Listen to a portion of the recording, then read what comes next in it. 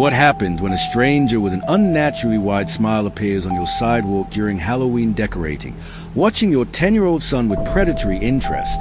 When a friendly neighbor invites you to a remote farm that turns out to be a scouting operation for home invasions? When the eccentric old woman next door who has chains and obsessively scrubs walls is actually hiding underground tunnels filled with preserved human heads? Tonight we bring you 3 interconnected accounts of Halloween terrors that prove the scariest monsters aren't wearing costumes. They're wearing everyday faces and living in plain sight, waiting for the perfect moment to reveal their true intentions. From suburban sidewalks where predators watch children play to rural farms that exist only to identify victims. From small-town neighborhoods where obsessive cleaning habits mask serial murder to home invasions orchestrated by trusted friends. These accounts reveal how Halloween's tradition of masks and monsters becomes terrifying when you realize the masks are unnecessary because the monsters look exactly like everyone else. Protective fathers who sense danger but can't prove it. Teenagers who trust too easily and nearly pay with their lives. Children who ring the wrong doorbell and see something that will haunt them forever. This is what happens when October 31st stops being about candy and costumes and becomes about survival and the terrible knowledge that your neighbor, your friend, the smiling stranger on your street might be something far worse than any Halloween decoration could ever represent. My name is Davi, and I was 10 years old the first time I saw the man I would come to think of as Wide Smile, though I didn't know that name for him yet on that October afternoon when everything still felt safe and normal. I loved Halloween more than any other holiday, more than Christmas with its presents, more than my birthday with its cake and attention, because Halloween meant transformation and permission to be scared in ways that felt controlled and fun. That particular year, my father, Rogerio, had promised we could go all out with decorations, turning our front yard into the kind of display that would make every kid in the neighborhood want to trick or treat at our house. My older friend Zicaro, who was 14, and Moro, who was 12, had come over to help, and the 4 of us spent the entire Saturday afternoon creating what we thought was a masterpiece of spooky atmosphere. We strung orange lights along the fence and wrapped them around the old oak tree in our front yard, their glow casting everything in warm Halloween colors even in afternoon sunlight. Rogerio helped us position the giant inflatable black cat on the porch, its eyes lighting up with LED bulbs that would flash red after dark. We set up the fog machine near the walkway, testing it multiple times and laughing as artificial mist rolled across the grass like something from a horror movie. The centerpiece was a life-size scarecrow I'd helped stuff with old clothes and hay, positioned under the oak tree with its burlap face painted into a grinning jack-o'-lantern expression. Icaro kept making jokes about how the scarecrow looked creepy enough to scare adults, not just kids, and Moro demonstrated how he'd jump out from behind it on Halloween night to frighten his little sister.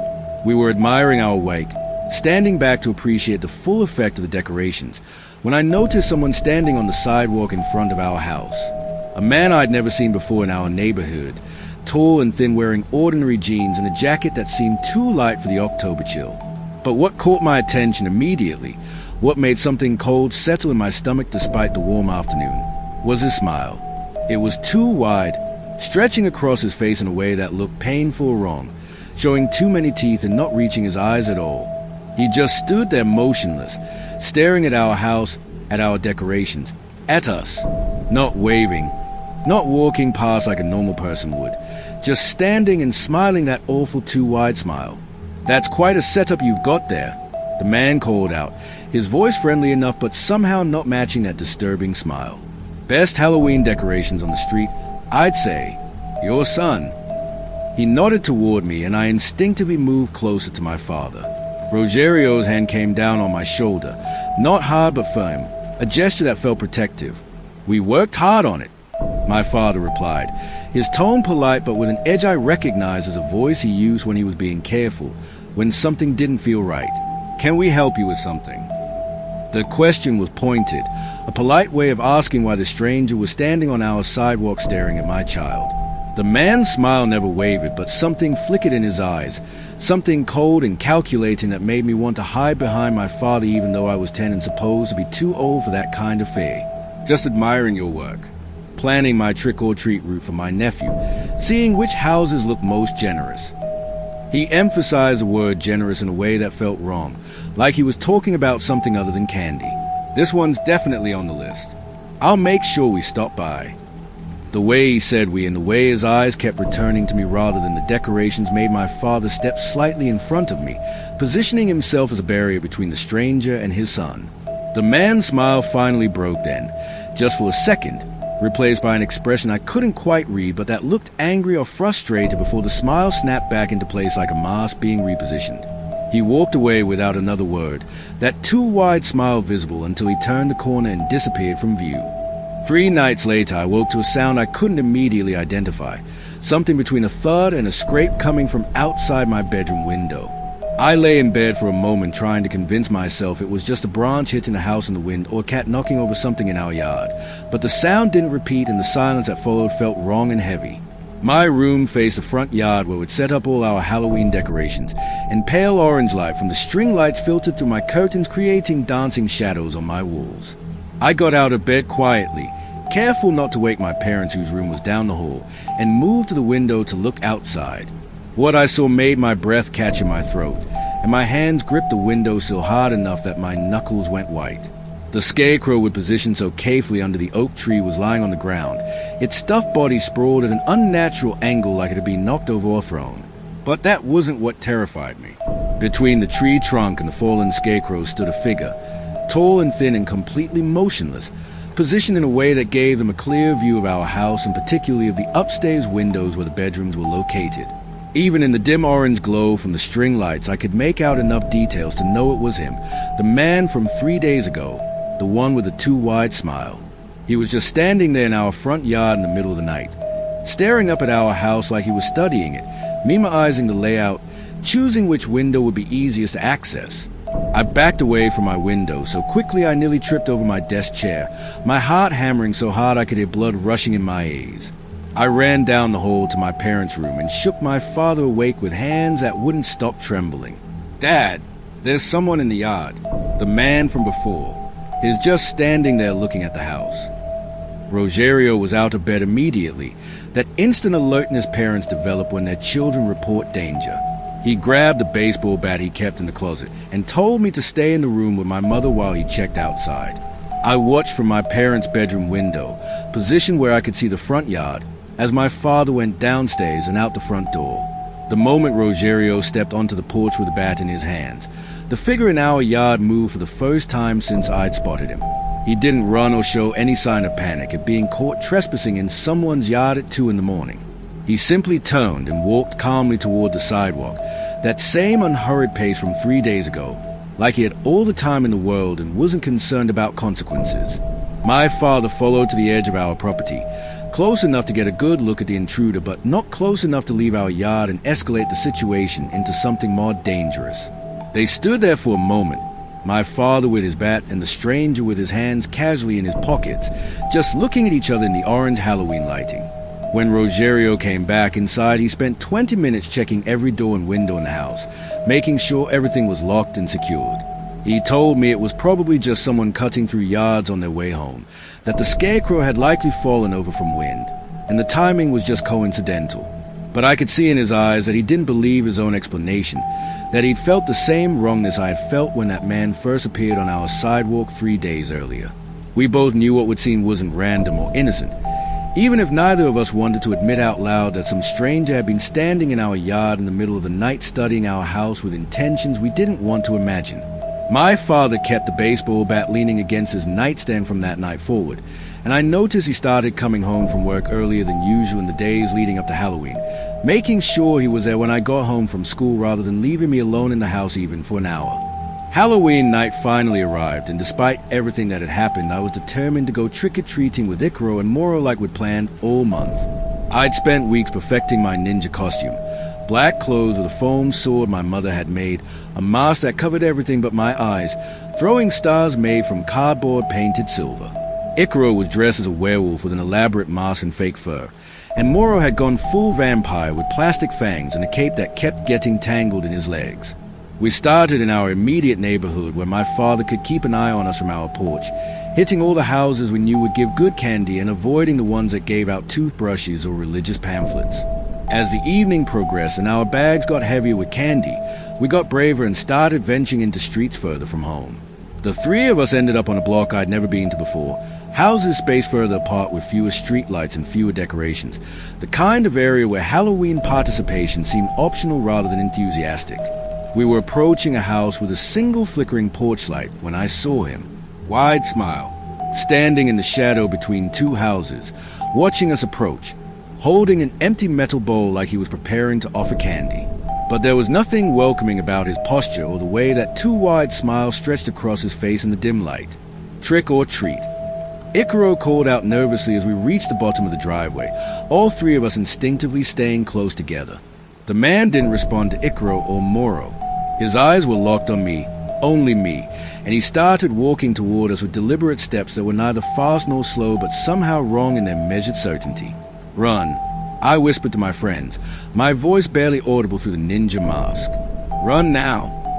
We turned and bolted back down the street, our bags of candy swinging wildly and spilling Snickers and Skittles onto the pavement behind us. I risked a glance over my shoulder and saw him following, not running but walking faster now, his long legs covering ground despite his walking pace, that empty metal bowl still gripped in one hand. Icaro was faster than me and pulled ahead quickly, his werewolf mask abandoned on someone's lawn to improve his vision.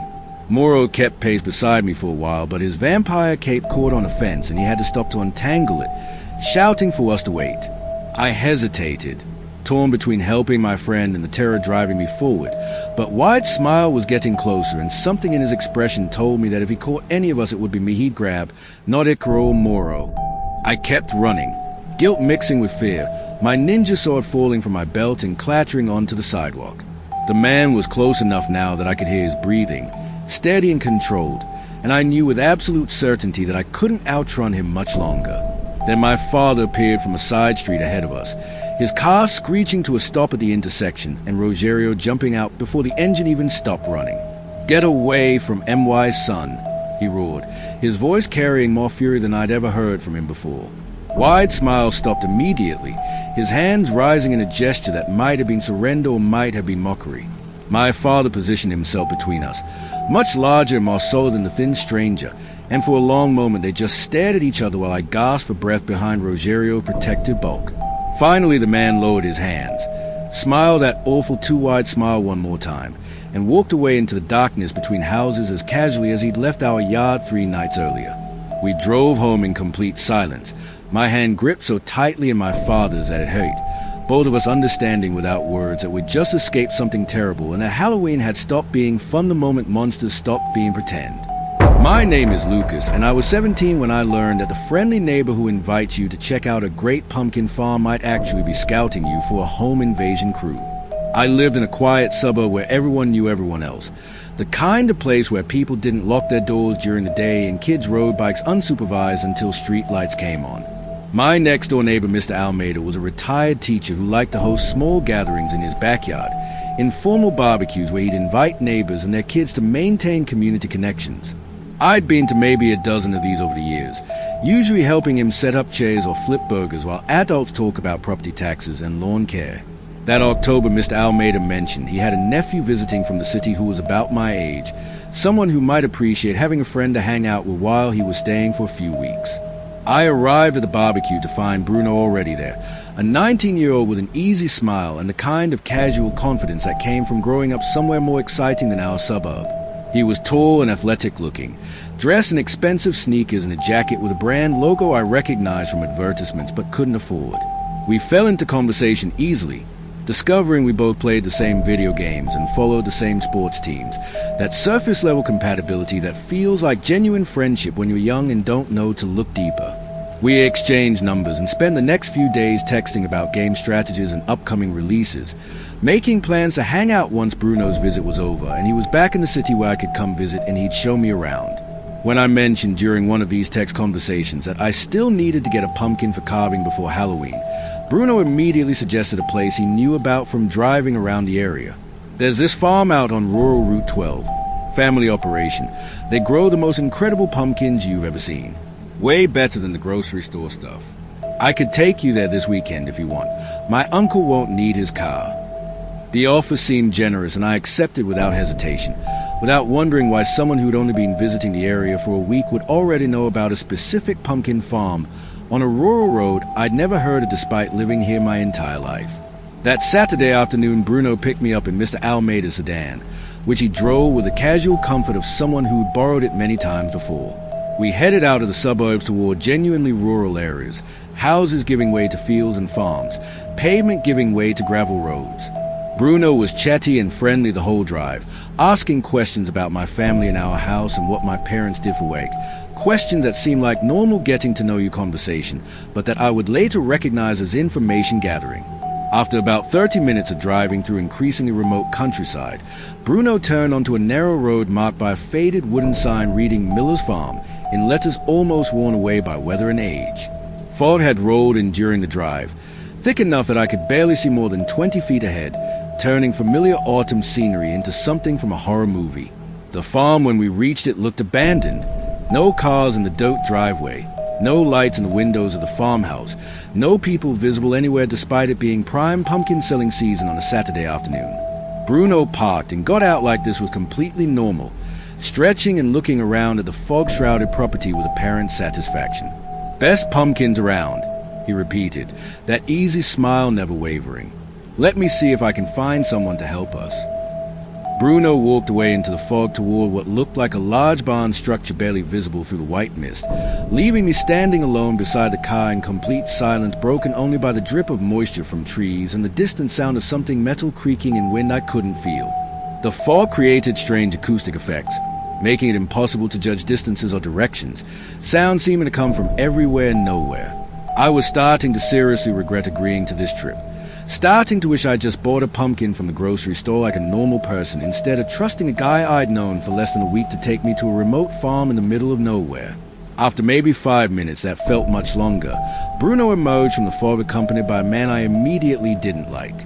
He was shorter than Bruno but much stockier, wearing dirty work coveralls and boots caked in mud, maybe in his 40s with thinning hair and a smile that looked practiced and insincere.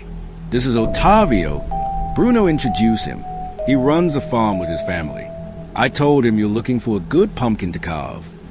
Ottavio's eyes traveled over me in a way that felt assessing rather than friendly, like he was cataloging details and filing them away for later use.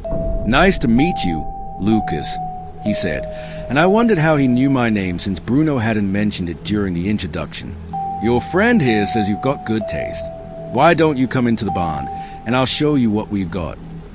The barn doors stood open just wide enough for a person to slip through sideways, darkness visible beyond with no lights or natural illumination penetrating the interior. Every instinct I had screamed not to go into that barn, not to follow these two men into an enclosed space where no one knew where I was, and my phone showed no signal when I checked it subtly. "Actually, I'd rather just pick one from the field if that's okay," I said, trying to keep my voice casual and not reveal the anxiety tightening my chest. "I like to see them growing. Makes it feel more authentic." Ottavio's smile flickered, just briefly, replaced by something harder before the friendly expression returned. "The best ones are inside," he insisted. "Already harvested and sorted by size. Save you time wandering around in this fog." He started walking toward the barn, and Bruno followed, both of them clearly expecting me to come along. When I didn't immediately move, they stopped and turned back toward me with expressions I couldn't quite read through the shifting fog. "You okay?" Bruno asked, his tone suggesting concern, but his eyes showing something else. Calculation maybe, or impatience with a plan that wasn't proceeding as expected. "You seem nervous." "Nothing to worry about, man. Ottavio's family has been running this place for generations." That detail felt like it was supposed to be reassuring, but instead raised more questions. If this was a legitimate family farm, where was the rest of the family? Where were the customers on a Saturday afternoon during peak pumpkin season? I positioned myself so the car was behind me, and I had a clear path to the driver's door if I needed to run. "I'm fine, just not feeling well suddenly. Might be allergic to something in the air out here." I invented the excuse on the spot, grasping for any plausible reason to leave immediately. "Actually, my mom just texted that she needs me home for something. Family thing. I should probably head back."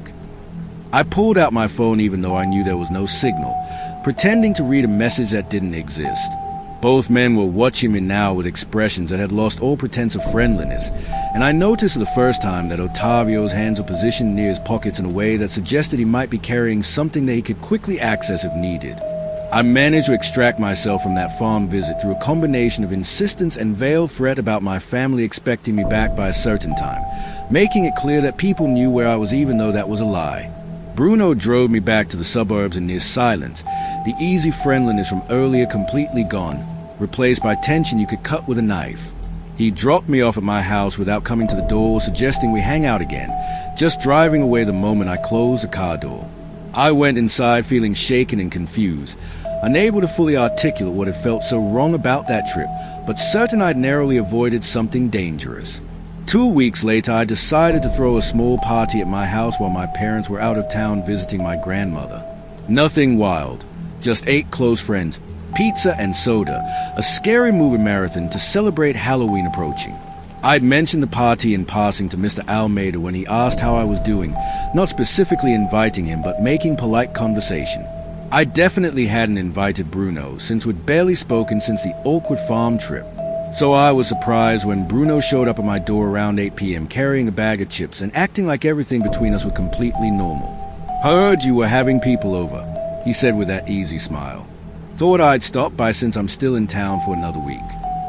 I didn't want to be rude or create awkwardness with Mr. Almeida's nephew, so I let him in and introduced him to my friends who were already sprawled across the living room couches eating pizza. Bruno fit right in, charming and funny, making everyone laugh with stories about the city and asking interested questions about their lives. About an hour into the party, he got a text message, glanced at his phone, and excused himself to the bathroom. I thought nothing of it at the time, just someone checking a message during the social gathering. He came back a few minutes later and said he had to leave early, something about meeting his uncle, and I felt relieved to see him go if I'm being honest.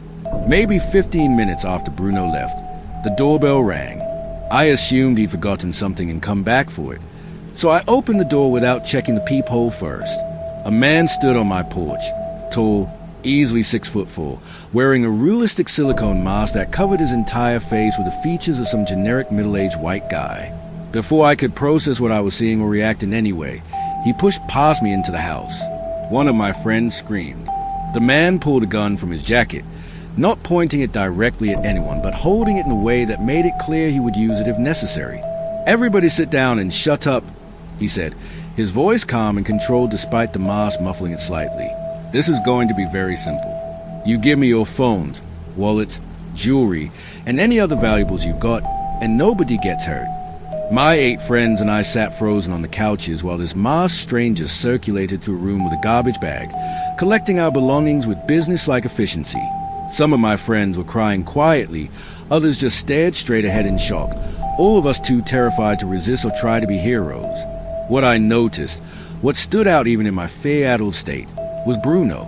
While the rest of us were shaking and barely breathing, Bruno sat calmly on the arm of the couch, his body language relaxed, his hand steady as he dropped his wallet and phone into bag without any of the trembling the rest of us showed. He wasn't scared. He was cooperating like someone going through expected motions of a rehearsed scene. And the masked man never pointed the gun in his direction, never spoke to him directly, treated him differently than the rest of us in subtle ways that became obvious once you knew to look for them. The robbery lasted maybe 10 minutes total, though it felt like hours while we sat there certain we were about to be shot. The masked man checked every room to make sure he hadn't missed anyone hiding, took my parents' laptop from their bedroom and my mother's jewelry box from her dresser, then left through the back door as calmly as he'd entered through the front. The moment we heard the back gate close, I ran to my room and used my laptop, the one thing he'd missed because it was hidden under my bed, to call the police. Within 20 minutes, my house was full of officers taking statements and dusting for fingerprints and asking questions about the masked man's height, build, voice, anything that might identify him. One of the responding officers noticed our security cameras. My father had installed them a year earlier after a string of car break-ins in the neighborhood and asked to review the footage. We all crowded around my laptop watching the grainy black and white video from the camera pointed at our front yard and driveway. The footage showed Bruno leaving our house, walking to the end of the driveway, then stopping and pulling out his phone. About 2 minutes later, a figure appeared from the side street. The tall man who would later enter our house wearing the mask, but in this footage his face was clearly visible. Bruno and this man had a conversation lasting maybe 30 seconds, casual and relaxed like old friends catching up. The man pulled the silicone mask from his pocket and slipped it on. Bruno pointed toward our house. The man nodded and walked toward our front door while Bruno got in Mr. Almeida's car and drove away. The detective in charge, a woman named Officer Santos who'd seen cases like this before, zoomed in on the maskless man's face and ran it through their database. Within an hour, they had an identification. Thomas Miller, wanted in Free County for home invasions and armed robbery, last known address rural Route 12. The farm. The place Bruno had taken me 2 weeks earlier under the pretense of buying pumpkins. Officer Santos pulled Bruno's information from Mr. Almeida next door, and further investigation revealed that Bruno wasn't actually Mr. Almeida's nephew. He was a nephew of Thomas Miller and had been staying with Mr. Almeida under false pretenses, using the respectable neighbor's house as a base for surveilling potential robbery targets in the area. Bruno was arrested that night trying to leave town with a bag full of our stolen items. Under questioning, he admitted that the farm was essentially a scouting operation where he and his uncle would bring potential victims, observe how they reacted to isolation and uncomfortable situations, ask probing questions about family wealth and security systems, and assess whether they'd be good targets for future robberies. The intrusive questions, the fog-shrouded barn, Otavio's appraising stare, all of it had been evaluation, determining if I came from a family worth robbing and if I seemed like someone who would freeze or fight back in a confrontation. He'd invited himself to my party specifically to scope out the house layout, count valuables, and text his uncle with a signal that this was a good target with multiple victims who could be easily controlled. The searches of Miller's farm recovered items from at least 6 other home invasions across the region, stolen goods ranging from jewelry and electronics to actual family heirlooms that victims had given up thinking they'd never see again. My friends and I got our phones and wallets back, though most of the cash was gone and some items had already been sold. My parents' laptop was recovered, but the jewelry box was empty. Those pieces had been pawned days earlier and were lost forever. We were lucky no one had been hurt. Officer Santos told us multiple times. These operations usually ended when victims were tied up or worse, when someone tried to play hero and the armed robber decided to eliminate witnesses. We'd gotten off easy because we complied and because pure chance had put security cameras in the right place at the right time. I was 11 years old, a year after the Wide Smile incident, when my family started taking regular trips to visit my grandparents in a small town a few hours from where we lived. The town was one of those places where time seemed to have stopped decades earlier, where everyone knew everyone else's business and people still left doors unlocked and trusted their neighbors implicitly. My grandparents lived on a quiet street with large old houses separated by overgrown yards and ancient trees. Several of my aunts and uncles lived nearby, making the street feel like a family compound during our visits. Between my grandmother's house and my Aunt Renata's house lived Dona Matilda, and from the first time I saw her I knew something was wrong even though I couldn't have explained what or why. Dona Matilda was a giant of a woman, well over 6 feet tall with a build that suggested she'd been even larger in her youth, before age had started shrinking her frame. She always wore long dark skirts that looked like they belonged to another century, heavy fabric that dragged on the ground and swept the sidewalk when she walked. But what everyone in the family remarked about, what made her memorable even to adults who should have known better than to gossip, were the chains. She wore multiple chains around her neck. Not jewelry, but actual metal chains. The thick, heavy kind you'd use to secure a motorcycle or lock up a shed. They clanked when she moved, the sound carrying across a quiet street and announcing her presence before she came into view. Her obsession with cleaning was legendary in the neighborhood. Every day, without fail, Dona Matilda could be seen scrubbing something. The exterior walls of her house, the sidewalk in front of her property, the fence that separated her yard from the street. She used industrial-strength cleaner and a wire brush, working with an intensity that seemed almost violent, like she was trying to erase something rather than simply clean dirt. And then there were the raised garden beds. Her entire front yard was filled with them, wooden boxes about 3 feet tall and 4 feet square, filled with rich dark soil. She was constantly adding more soil to these beds, wheelbarrow after wheelbarrow of earth that she'd dump into the boxes and smooth flat with shovel. My uncle made jokes about her planning to grow vegetables to feed the whole neighborhood, but I never saw any plants growing there, just fresh soil and always more soil being added. That Halloween, my cousin Joao, who was 13, and Sarah, who was 9, dared me to ring Dona Matilda's doorbell during trick-or-treating. The adults in our family had an unspoken agreement not to include her house on our route, crossing the street to avoid walking directly past her property. But kids being kids, we wanted to test boundaries and prove we weren't scared of the weird lady with chains who scrubbed walls until her hands bled. The 3 of us approached her porch just after sunset, dressed in our costumes. I was a skeleton, Joao a zombie, Saya, fairy princess, and carrying pillowcases already half full of candy from more normal houses. Her porch light was off and no Halloween decoration suggested she were participating, but Sarah rang the doorbell anyway and we all giggled, nervously waiting to see what would happen. The door opened slowly, hinges creaking like something from a horror movie sound effect library. Dona Matilda filled the doorframe, her massive height making her look like a giant from our perspective as children looking up from the porch steps. The chains around her neck caught the light from nearby street lamps and glinted dully. She stared down at us without speaking for a long moment, and I felt my earlier confidence drain away, entirely replaced by genuine fear. Then, without warning, she reached beside the door and lifted something I initially couldn't process. It looked like a human head, gray and lifeless with clouded eyes and slack jaw, hair matted and skin waxy. She held it at arm's length toward us like offering candy. Joao screamed. Sarah burst into tears. I grabbed both of them and we ran, our candy spilling from pillowcases as we sprinted back toward my grandmother's house where adults were gathered on the porch watching kids trick or treat. We told our parents breathlessly about what we'd seen, but they dismissed it immediately as our imagination or Dona Matilda playing a prank with a realistic Halloween prop. She's just a harmless, eccentric old woman, my Aunt Renata said with exasperation.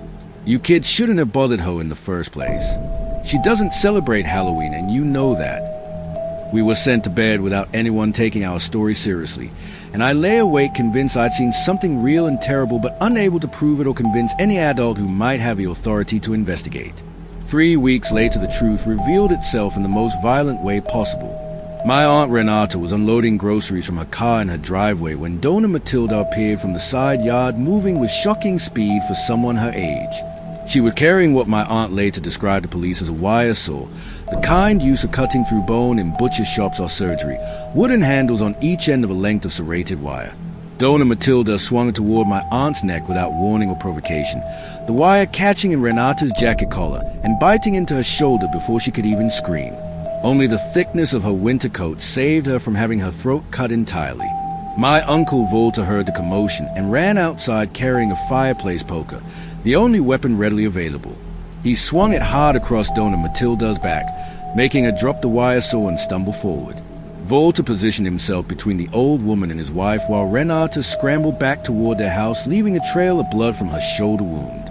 Dona Matilda recovered quickly and tried to advance again, but Volta threatened her with a poker, and she eventually backed away, disappearing into her own house. Police were called, ambulance arrived for Renata, and within an hour Dona Matilda's property was surrounded by officers with a warrant to search the premises for the weapon used in the assault. What they found went so far beyond a simple assault case that the state police and FBI were called in before the end of that first day. The initial search of Dona Matilda's house revealed a locked door leading to her basement, and when officers forced it open, they discovered stairs descending into darkness that seemed to go much deeper than a normal basement should. At the bottom they found tunnels, not natural caves, but deliberately excavated passages with wooden support beams, rough dirt walls, and multiple branches extending in different directions under the neighboring properties. The tunnels explain where all that extra soil had been going. 4 years, possibly decades, Dona Matilda had been digging underneath the street, creating a network that connected multiple basements and crawl spaces in the neighborhood. The soil she'd been hauling in wheelbarrows for years hadn't been for gardening. It had been the excavated earth from a tunnel system, hidden in plain sight in those raised garden beds that no one had questioned. Further exploration of the tunnels led investigators to a chamber directly beneath Dona Matilda's house, a room that had been carved out and reinforced like a crude underground workshop. What they found there made even seasoned homicide detectives physically ill. The room contained what appeared to be a profane altar covered in candles and religious symbols arranged in patterns that suggested ritual rather than worship. And arranged on shelves around this altar were heads, human heads in various states of preservation, some mummified naturally by the dry earth, others treated with chemicals to maintain their features. 7 heads total, each one eventually matched through dental records to missing persons cases dating back over 30 years. Dona Matilda had been abducting people, mostly transients and travelers who wouldn't be immediately missed, bringing them to her basement through the tunnel system and keeping trophies of her kills in that underground chamber. The chains she wore weren't fashion or eccentricity. Investigators found blood traces and skin cells on them suggesting they'd been used as restraints, wrapped around victims' necks or wrists during whatever ritual she performed before killing them. The obsessive cleaning of her exterior walls took a new horrifying meaning when luminol testing revealed traces of blood that had been scrubbed away repeatedly over the years, evidence of bodies being moved or dismembered on her property. The investigation expanded to include ground-penetrating radar of her entire yard and the surrounding properties.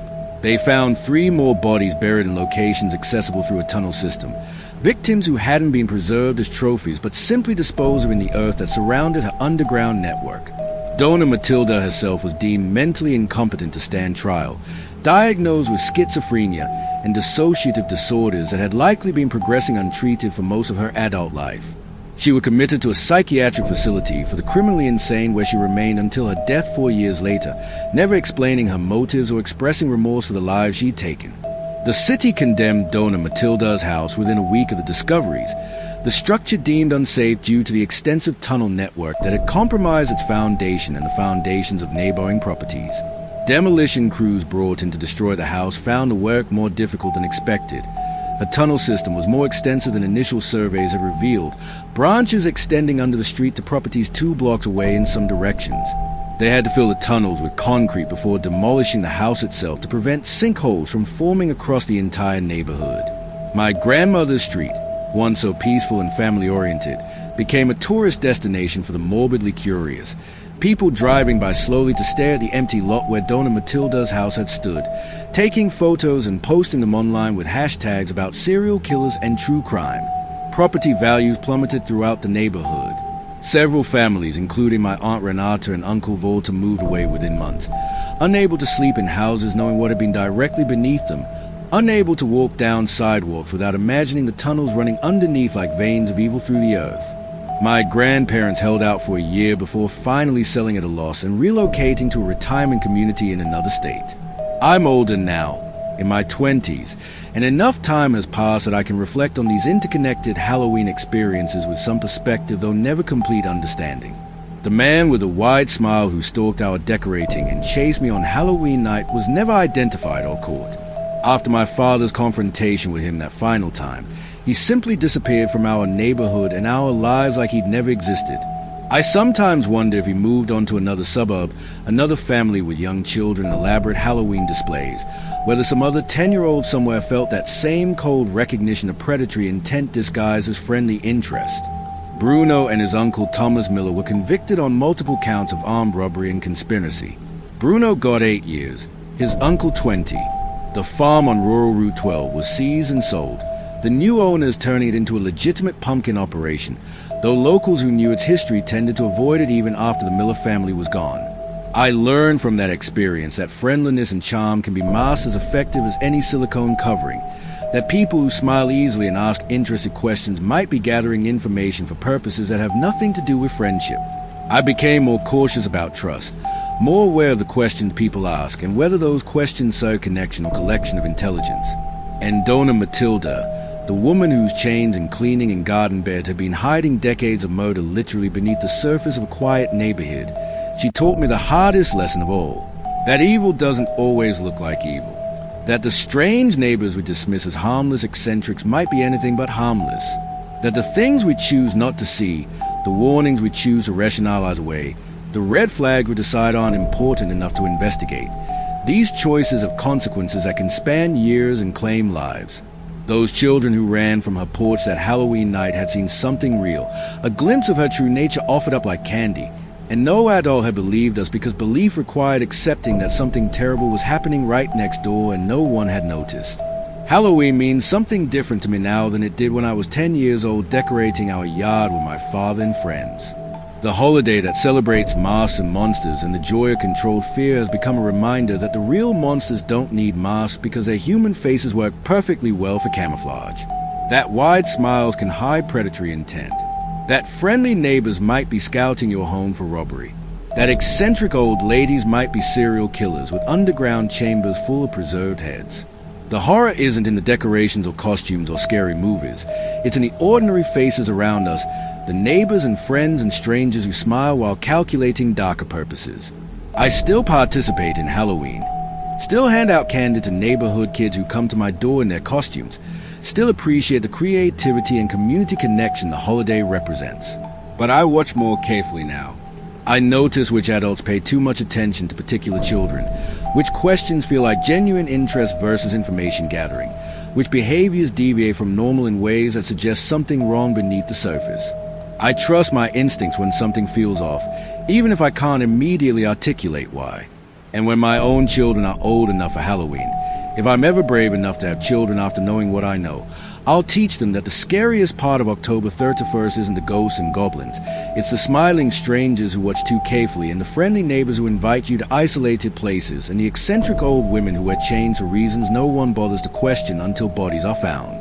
The monsters are real. They just look like everyone else. And Halloween, with all its celebration of fear and darkness, serves as an annual reminder that the boundary between safe suburban normalcy and absolute horror is thinner than anyone wants to believe. Sometimes as thin as a too-wide smile on a stranger's face, or an invitation to a foggy farm, or chains worn around an old woman's neck while she scrubs away evidence of evil that lives in tunnels beneath our feet.